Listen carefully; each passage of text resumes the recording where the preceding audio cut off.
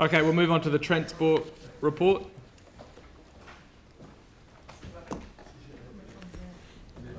Sorry.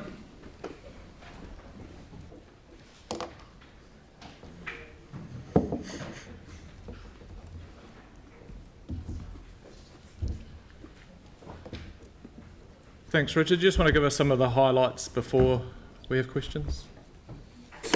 Sure, thank you, Mr. Chair. My name is Richard Osborne. I'm the Head of Transport in the City Services Group. So perhaps it might be worthwhile me introducing a few of the key staff that you'll get to know and hopefully love over the next 3 years. Stephen Thomas, who's the Manager of Ops, Mark Pinner, Maintenance, and you already know Lynette, who's Manager of Planning and Delivery. So they all sit within the City Services Group. There's a fourth team or unit as such, and that's the Christchurch Transport Operations Centre, so that's CTOC. They don't technically report through to me as such because they are a partnership with NZTA and Environment Canterbury, and they report to a board, and that's currently managed by a chap called Simon Harty. So they're the four kind of main teams within the City Services Group, and there's a strategic transport team that reports to David Griffiths. So just so you know that. So we've been doing this report to what was the, back then the Infrastructure Transport Environment Committee in the previous term of council, and it's really just a bit of an overview of the transport activities over a kind of 2 month period. So it's reasonably broad, wide-ranging, and provides update on capital, CTOC, operations and maintenance activities, as well as some of the strategic transport issues within council. So I think in terms of highlights, certainly one of the highlights of the last month or so was the completion of the section of the coastal pathway, and that was very positive. It was good to get done between Shag Rock and Sumner Surf Lifesaving Club. We do have further sections of that which are kind of, we still need to do work on, but it was very good to get that completed, and I think everyone's positive about it. One of the things which is challenging us at the moment is the NZTA funding, and I certainly did some reasonably extensive briefings to the previous council, and there was a resolution of the previous council about not progressing with some of the capital projects unless we had funding guaranteed. So we are working our way through that with NZTA, but it is taking us some time to get agreement from them, and that is having a potential impact on this year's capital delivery of the transport program. So just something to bring to your attention, that is slowing us down in terms of delivery of the transport capital infrastructure projects. Underway we have the road resurfacing program. This year we're going to be doing 98 odd Ks, which is the most we've done since the earthquakes. So we're up to around 4% of the overall network, which is a big increase over the last few years of what we've completed. The industry average is still around 7 to 8%, so we're below what most other territorial authorities do throughout the country. But what you should see around Christchurch at the moment is an improvement on those grade 5 roads, which are the ones which are in the poorest condition. We do have all that information on the map, which we've referred to in the report, so those communities should have an appreciation or an understanding of what's coming their way. We also do a lot of work, and this is part of the work that Stephen Thomas does and the operations team. We do travel demand management as well as transport safety. So we have things like the Kickstart program, which I referenced in the covering report, which is something we do in combination with Selwyn and Waimak district councils. And it's really a safety program for motorcycles because they're one of our more vulnerable users. So that just gives you a bit of a flavour of some of the things that we are involved in with the community in terms of safety. We also do a lot of work with schools and with businesses that come into the central city about reducing their carbon footprint and using cycleways, buses, where the car parks are, just travel planning and good information to the community. So that's the overview. I'm happy to take any questions. Tim, then Aaron. Yeah, just a couple with regards to on page 95. Where is it? Just mentions here the Pothole river route. Yep. Some time ago, there was a very good document, the Pothole Heathcote River Master Plan, which council did, which was an outstanding document and was totally consulted on and brought in with regards to the community. So with yourselves and the drainage team to look at and include that document in your planning would be a very good way forward, because the entire community in that part of the river, which stretched from Princess Margaret right through, and Melanie, you can correct me if I'm wrong, through to about Hanson's Park, that was totally brought into by all of the communities. So that would be a really good one to include. Secondly, with the southern motorway coming in, the expected extra traffic that's going to bring, putting pressure on from Henderson's Road right through Centaurus, Cashmere to Port Hills, just looking at timing with regards to the Hoon-Hay Wolseley intersection and other areas, because of the developments that are going in along Cashmere Road and also in the Wolseley, the Cashmere Basin. If we could just get an update of when that's happening. And Yep, so you're right, the Christchurch Southern Motorway is due to open in the middle of next year, as is the Christchurch Northern Corridor, so both due to open at the same time. Broadly, we're doing a business case looking at Morehouse and Brougham Street with New Zealand Transport Agency as to how we manage the impacts of that. In terms of the Worsley's intersection, I think it's out in 21. It's in 20 and 21. Financial year 20, it's got budget across both years. We're currently working with NZTR on that one. That's one we're trying to get through their process at the moment. because we do have a large development in the Cashmere Valley. We've also got the development. But the development hasn't. Yes, the development, but the development hasn't reached the number of lots being. There's a threshold as part of that they make a contribution to the costs, I think. Yeah. So until they kick into that threshold, if we were to go ahead and do it ahead of that, it's my understanding that we couldn't get costs from them. So we need to wait for that threshold to be met, and we also need to satisfy NZTA to attract their funding. So it is on our books, but there's a few hoops for us to go through first. I think there does need to be a bit of discussion with that, because the adventure park is up 30%, so there's a lot of cyclists, there's a lot of community angst with regards to that intersection and the Heathcote Bridge just there.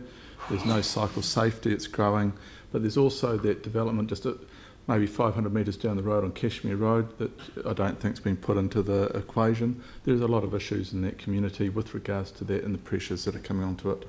So yeah, it would be very good to talk to the developer to see if we can move that forward. Aaron.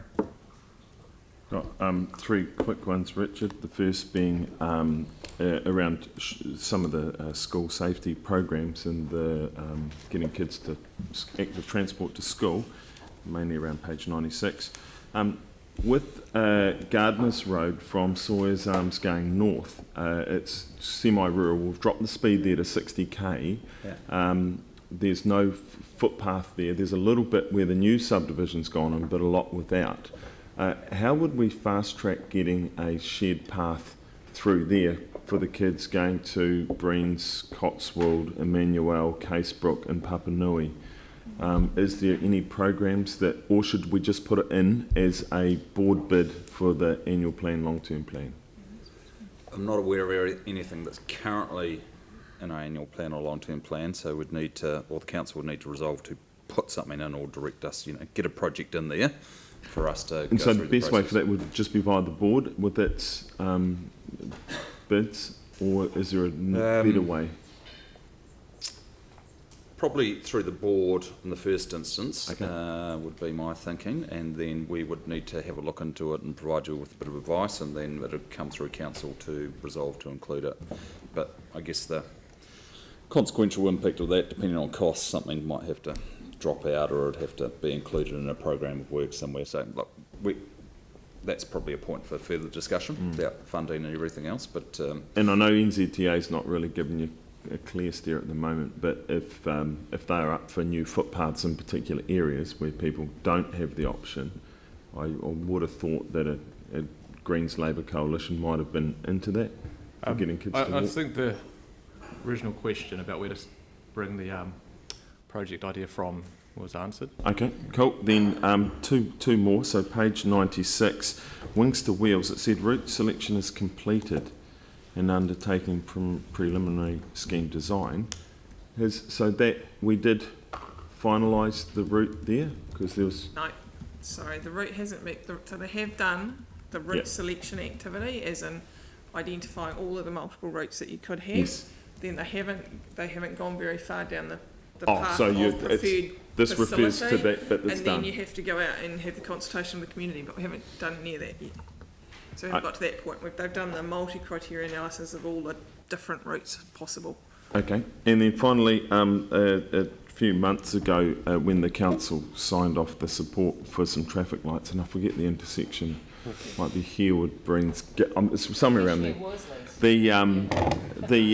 You were going to go away and look for some funding options for that. Any update it at this point? doesn't ring a bell. Does a few sirens.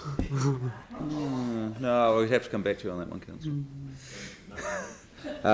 We'll be back early in the new year with a memo to the committee in time for you to be able to incorporate anything you need to into the annual plan. Excellent. Yanni? Thanks for the report. It's a shame we don't have a road cone to put on the award winner for the number of most potholes per kilometre, which is the Linwood ward.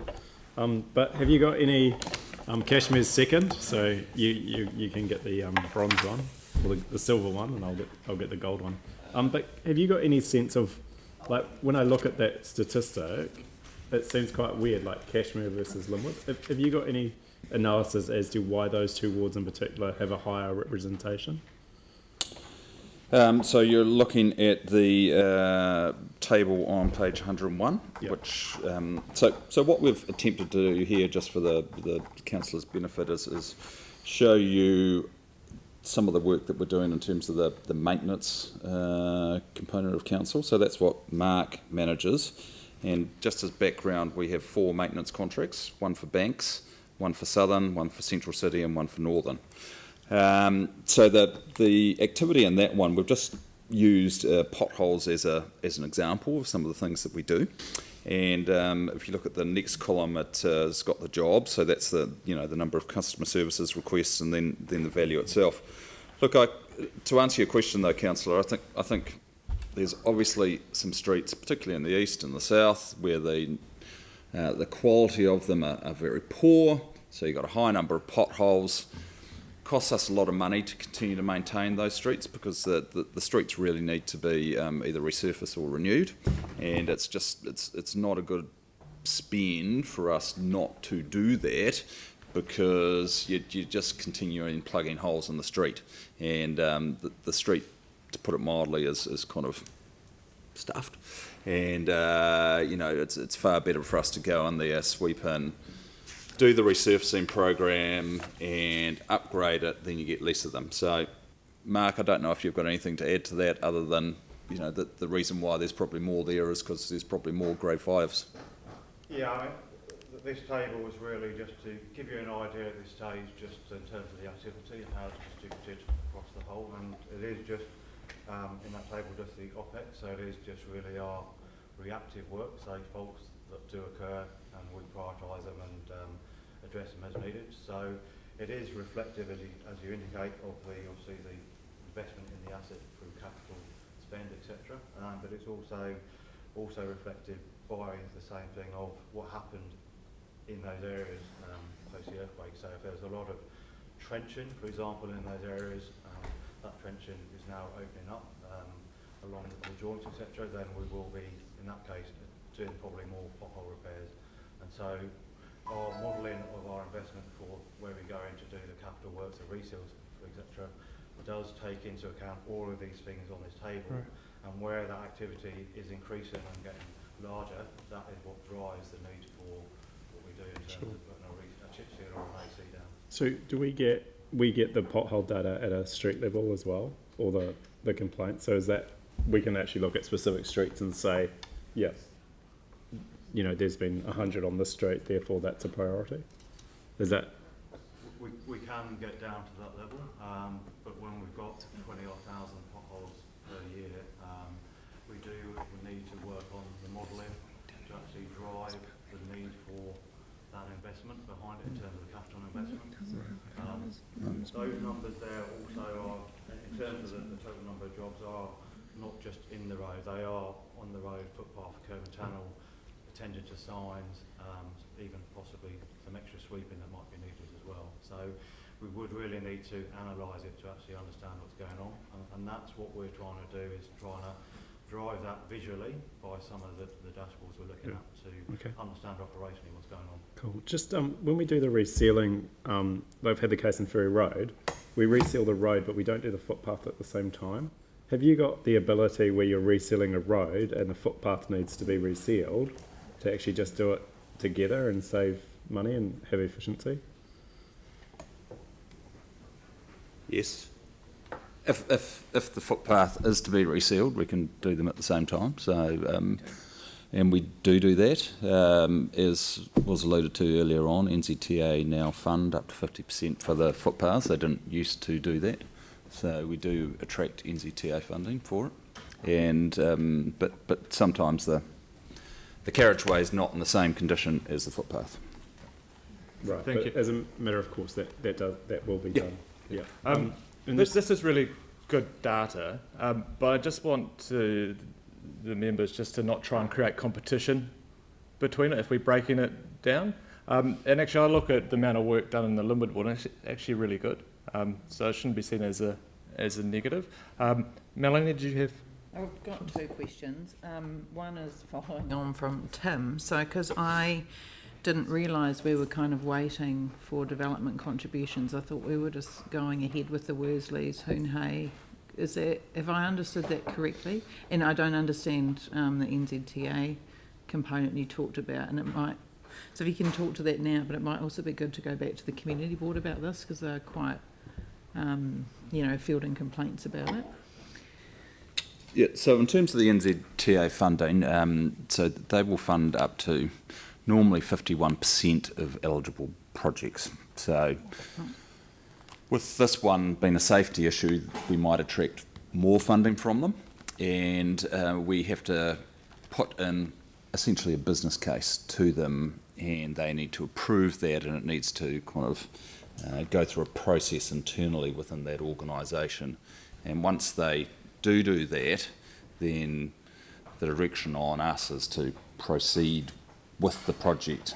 If we'd previously thought it wasn't going to be funded by NZTA and they dropped it off the list, council didn't want us to go and spend a whole lot of money for stuff that wasn't going to attract their funding. So that's what we're in the middle of at the moment.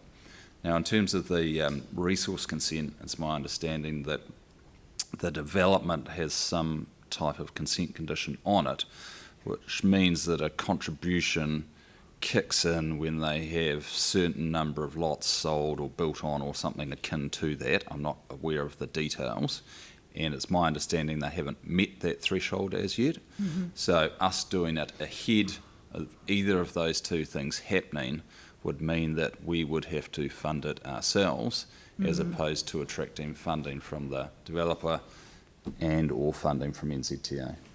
But that's my broad understanding. I'm not that close to the detail on it, and would be happy to bring something back to the community board on it. It'd be really good because we had a deputation last board meeting about it. So my understanding was that there had been something back to the board and back to submitters recently, but I will follow up on that after this. If it's not gone, it is due to go in the next day or so. It looks like it's a crossover. Yeah. And then the other question, is just about the annual walk and wheel to school day. I think that would be information about the schools again would be good actually just to go out to community boards about it, because that's where that would be, I'd like to have be involved in that, and I'm sure community board members would too. So if that could just information of those schools just go out as a as a process, that would be good. What, just on that, one of the things we have struggled with over the past 3 years was getting information out to community boards, and obviously we provided this report to the ITI committee, and then it went up to council, but we are trying to look at ways of kind of better informing community boards, particularly of things around the resurfacing program, which we don't consult on or anything. It's really information to people. So that a lot of that is up online, but it's just finding, I guess, an efficient way of kind of updating community boards on all the things that is happening in their ward. But that kind of thing could be a briefing now about resurfacing, because it's the start of the term. You could do it early next year for all new board members that know that that's available on the website, that they don't know about it. You know, I don't know. Dave Adamson is popping out with Ruth Cable, who's the head of the PMO, and he's going to be speaking to community boards next year on the what we've got on the website now, which is the capital program. It's not just transport, but it's the whole capital program, and that's all on the council website. And he will, Mike Jacobson, who's the team leader of asset management within council, he will go with them on some of those and speak to the resurfacing program. Mike's also looking to speak to there's a meeting in February with all elected members and community board members are invited to look to do a presentation at that, and then provide you with some briefing notes for all of the boards that all of the boards will have on their servicing program. Cool. So we've just gone on a bit further than what Richard had done. Cool.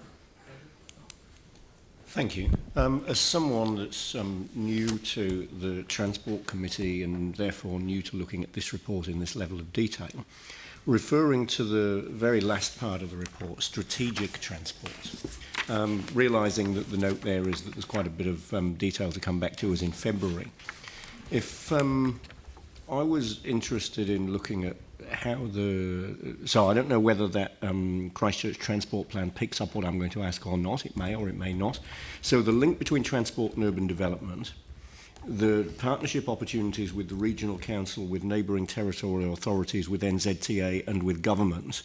So thinking of projects that we've seen elsewhere in the country, like the Auckland Transport Alignment Project, or Let's Get Wellington Moving, $28 million, $6 billion. Where does that conversation in the Christchurch context get elevated? Is that in the strategic transport part of this report? Or does it go somewhere else? I mean, some of that's Greater Christchurch Partnership, it's the Regional Transport Committee. There are other places those conversations are going on, but where do we get oversight and reporting of those conversations? Are they through this report or somewhere else? So I'm familiar with ATAP and the Let's Get Welling moving. We have conversations with NZTA on a regular basis. This refers to the business cases. If you look at section 6 on page 114, it does refer to the business cases for future public transport, and we are looking to approve the consultants this week or early next. For PT, the discussions would happen at the Joint Public Transport Committee. For transport which is outside of that, but which is sub-regional, it would happen at the partnership. And in terms of that being reported back to council, yes, some of that would be incorporated within this report here. It's just at the moment there's more information in terms of the strategic transport than there is in this particular one. It's just that there's been a bit of a hiatus in terms of some of those discussions over the last few months. So there's a little bit less information in here than you'd normally see. So if we had... Yeah, quickly, Andrew, because there is a number of joint committees, Greater Christchurch Partnership, Joint PT, that we will be reporting back onto this committee this term, so there is much better oversight for all councillors, so that will be included in the agendas. So I guess if I translate what I'm saying, if we were keen to, really lift some of that work up, get good oversight of it and push things along, given that, Auckland and Wellington have obviously seen some success in this space, this committee would be the place to do that through that reporting. Yeah, great, thank you. Yeah, thank you very much for that. Hey, in terms of the reseal stuff, so we're at about 4.1%. I just wondered, just to get a bit of context, what would it cost us a year, or in terms of a budget bid, to get it back to the industry average? How much more would we need to put in to resealing our roads? 4 million a percent. Yeah. It's about $4 million for every percent you want to raise it. Okay, A lot. cool. So about 15 mil, 16 mil. Cool, thank you. Thank you. I was just going back to the Worsley, and I don't want to get to be like a broken record like someone else, but with regards to that, when we talk about the Kashmir, the so many sections or whatever that process, and I can find out from the regs team anyway, but is that what's driving it, the vehicle numbers that will increase in the intersection, or is it we're waiting for the money? I think it'd probably be best for us to go and find out more about it. Yeah. My understanding of it is at a pretty high level, and I'm not across the details, so my preference would be to come back to you on that, lest I give you some incorrect information. Yeah. And if there is a memo which has already been written, more than happy to bring it back here or to the community board or both. If you could, because my understanding was early on that it was going, when we went out to public consultation, and it was an excellent consultation, I have to say, which we were involved with as in the community board. It was 1920 was going to be, then it got 20 to 21 because of the our financial issues, which is totally understandable. But my issue is I believe the intersection is dangerous now because... I'm going to jump in here because it's clearly an issue with you and Melanie, so staff are aware of it and they'll report back on where it's at with the community board. Yeah. Phil? With the chip seal patching, and I know exactly what Dave's saying, with the chip seal, no matter how clever someone is, I know you've got to patch it and you're not allowed to chip seal over it for a year. Is that right, Dave? Can we instead, and I know how much work's involved in digging out low spots and filling it up with asphalt and topping them up, and then waiting the year, are we not better off to just do the carriageway, not with the cars park, just with asphalt straight away? Would it be cheaper? Not always, no. So it's not always that simple. Mark would talk to that better, but also even when we're going to do our resurfacing, we are looking at that every time.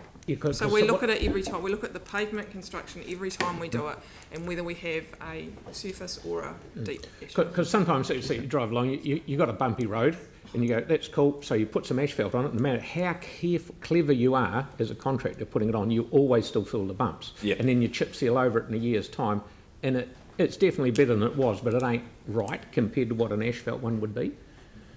So asphalt and chip seal surfacing are used for different levels of road as well, and that's all determined. But should we just be saying that So, what I'm getting at is the cost of doing it twice, patching it, then waiting, and then chip sealing it and getting a road that's not quite up to speed, whereas just doing asphalt on the carriageway but only not where the cars park, would it be about the same cost? Asphalt is about 6 or 7 times the cost of chip seal. So what you normally need to do, if other services... Not in our subdivisions, it's not.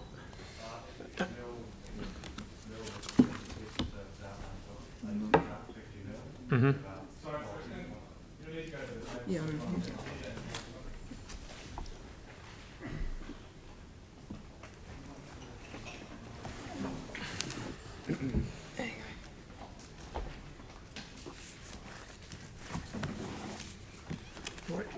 Sorry, I'm not talking about milling it out 50 mil deep or anything like that. I'm just talking. Take the likes of, say, Burwood Road, where there's been lots of repairs done to it, which are good repairs, but they've all settled 5 or 10 or 15 mil, and it's like a washing board going along it. Rather than go along and dig them out in asphalt, then make it as good as you possibly can, then waiting the year, like Dave said, and then chip sealing it and ending up with something that is better but not right. Would we be not better just to go straight down the road with paver on top of chip seal, like we do when we do a prime coat on a subdivision? Use that existing chip seal.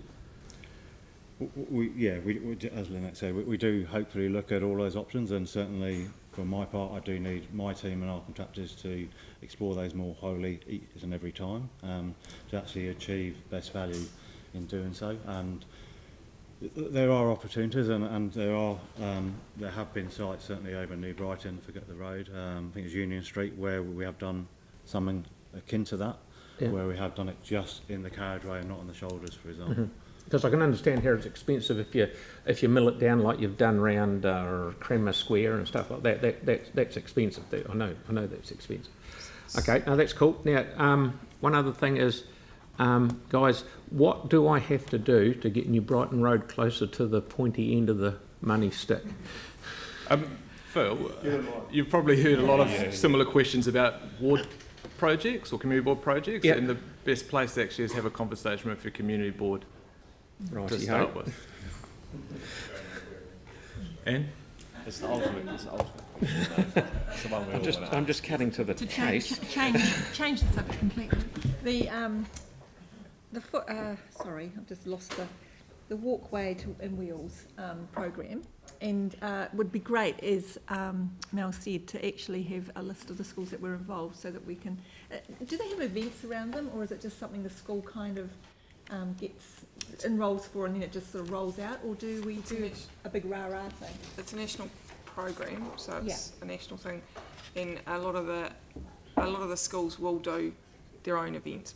They do it, and I know they work through Thomas's team there's some coordination through that, so I'm sure we can let you know reasonably easily what schools are involved and signed up to it. Fantastic, thank you. And a second question about footpaths. When someone comes with a complaint about a footpath, and we put it in for, as a report, is there a matrix that you measure that footpath condition against and prioritise according to whether elderly are going to be affected, that sort of thing? Yes. Okay. So if something became a new situation, how much flexibility do you have? So if we become aware of a new hazard, can it be pushed up the list, or is it basically, so it's about perhaps proving that it needs to be addressed.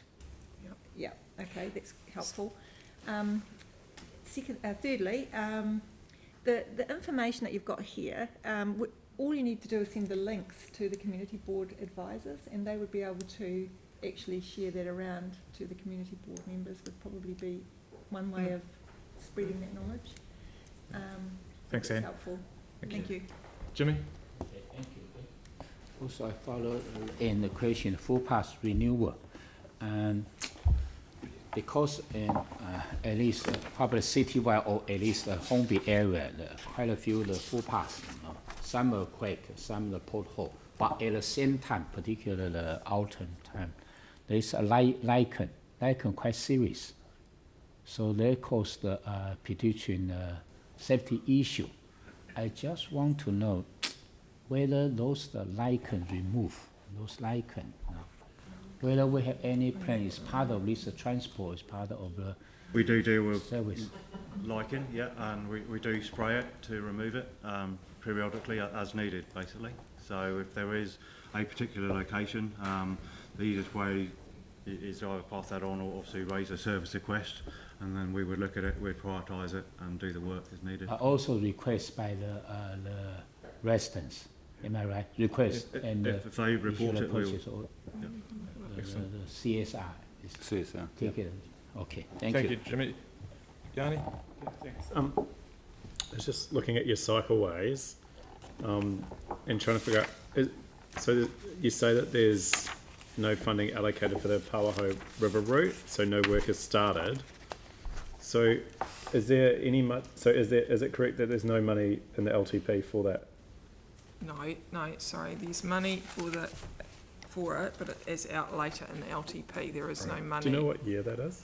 It is out in 26, 27, 25, 26, something like that. Right. So what I was trying to understand is you've started the early stages of route selection definition for the Avon-Otakaro route, which has got similar issues in terms of the funding. We've got all the land drainage stuff happening along the Pothole River route, but no work has started. What do we need to do to get work started to look at the preliminary route selection so that we can incorporate it in the land drainage work? I think, sorry, this was a decision made at the long-term plan for this budget, and there'll be opportunities in the annual plan to actually bring money forward if you actually want it to be done in conjunction about the budget. with, That's if you with read other the works. first one, the Avon-Otakaro, it's not about the budget. it's the same issue with the budget for that one, and work started.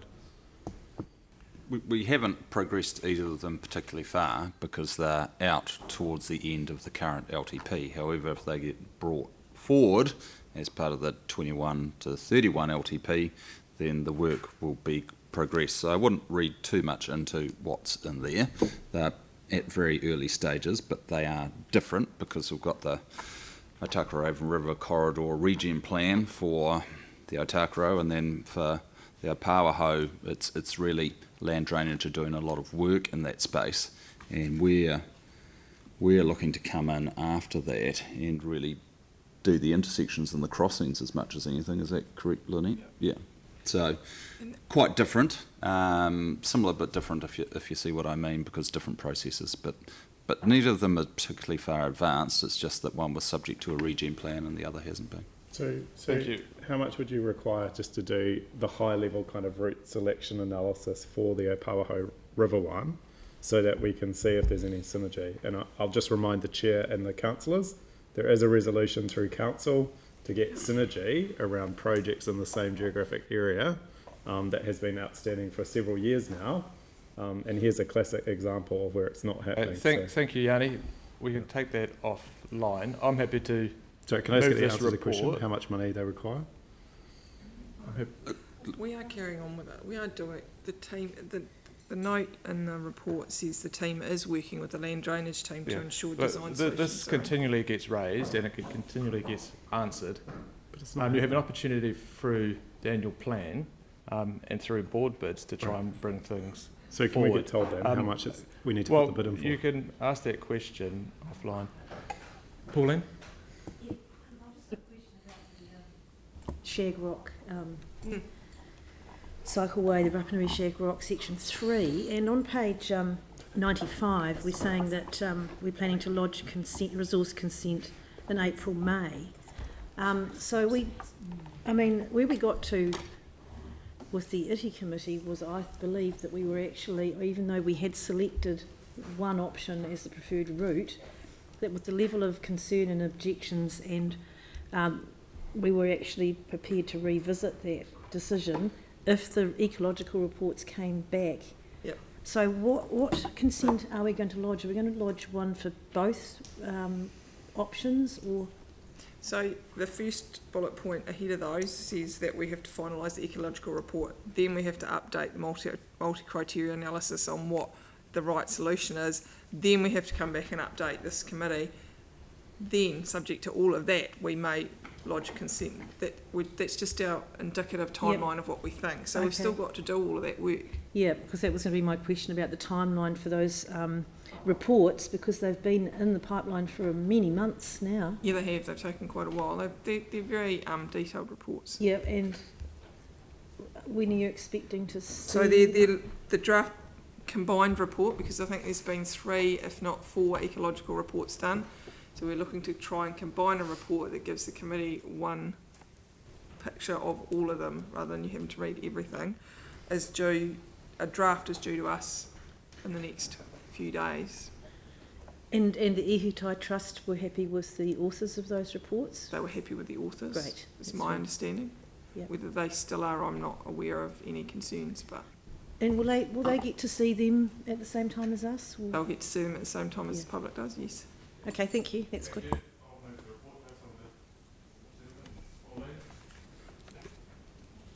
Hello. Sorry, are you debating or? That's all right. Sorry, Dan. All those in favour? Against? Carried. Thank you.